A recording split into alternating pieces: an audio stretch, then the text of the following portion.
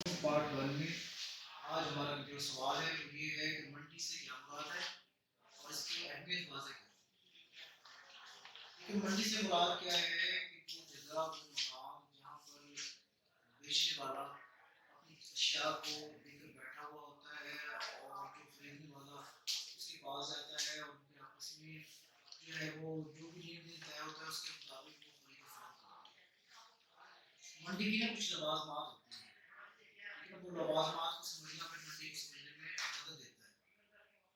Number one, اشیاء کی موجودگی، شے کی مطلب شے موجود ہو فروخت کے لیے۔ نمبر ٹو، جو خریدار ہیں اور بائر ہیں ان کا آپس میں ملنا۔ نمبر تین، کوئی جگہ یا مقام، اور نمبر چار، شے کی ایک قیمت۔ یہ چار شرطیں ہوں تو وہ کیا کہلاتی ہے؟ منڈی۔ ان چاروں لوازمات کو ہم ون بائی ون دیکھ لیں۔ نمبر ون، شے کا وجود، یعنی کہ منڈی کو جگہ یا مقام ہوتا ہے جہاں پر شے ایک فنیشنگ گڈز جیسے بیچنے کی صلاحیت رکھتے ہوئے وہاں پر موجود ہوتی ہے، یعنی اس شیپ میں ہوتی ہے کہ آپ اس کو بیچ سکیں۔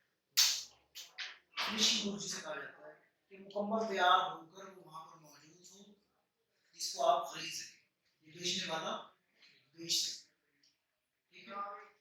نمبر ٹو، جو خریدار ہے اور جو بیچنے والا ہے وہ آپس میں کسی بھی طریقے سے آپس میں رابطہ کر سکیں، وہ پرسنلی جا کر مل بھی سکیں، ای میل کے ذریعے بھی رابطہ کر سکیں، انٹرنیٹ کے ذریعے بھی رابطہ کر سکیں، واٹس ایپ کے ذریعے بھی رابطہ کر سکیں۔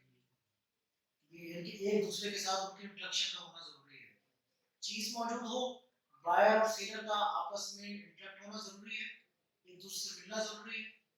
پھر تیسری، جگہ یا مقام۔